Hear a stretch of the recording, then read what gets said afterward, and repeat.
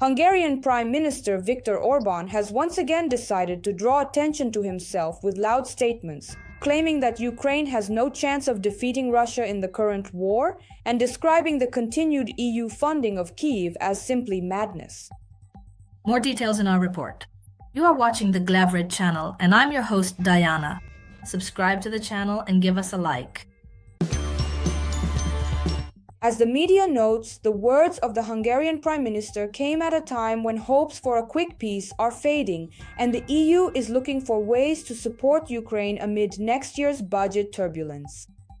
In a conversation with journalists, Orban reiterated his claim that aid to Kyiv is supposedly killing the European Union economically and financially, and overall is simply insane. The article also recalls that Budapest has previously stood in the way of EU decisions, blocked sanctions against Russia, and delayed the allocation of financial aid to Ukraine. Moreover, Hungary actively pushed for Russian oil to be exempted from US sanctions that targeted two major Russian companies. Orban himself, as always, did not hold back. "We have already spent 185 billion euros and we intend to spend even more, so we are financing a country that has no chance of winning the war," he stated.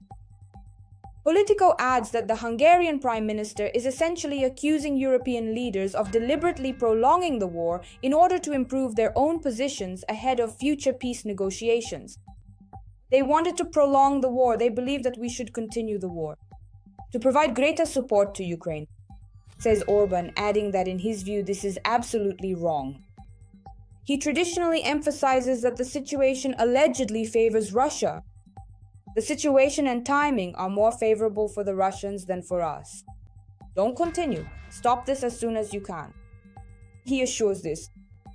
Regarding possible peace negotiations, Orban stated that he expects an agreement between the Russians and the Americans on the war, trade, energy, and other issues. In his opinion, Europe should also open an independent channel of communication with Russia.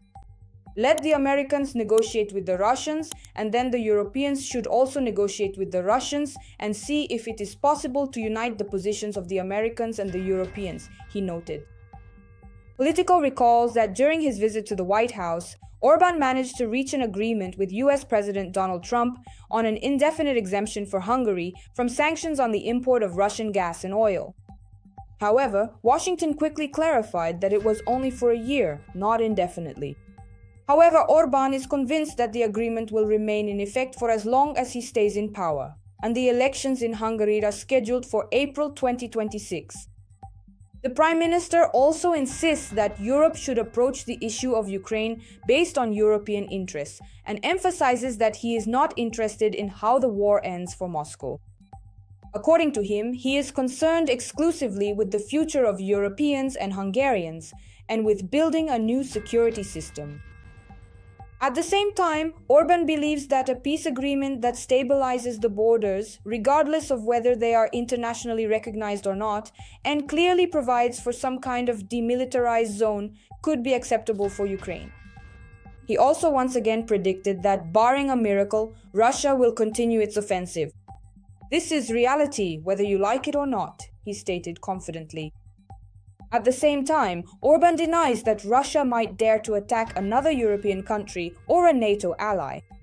"I consider it absurd to claim that the Russians will attack the European Union or NATO simply because they are not strong enough. We are much stronger," Orban believes.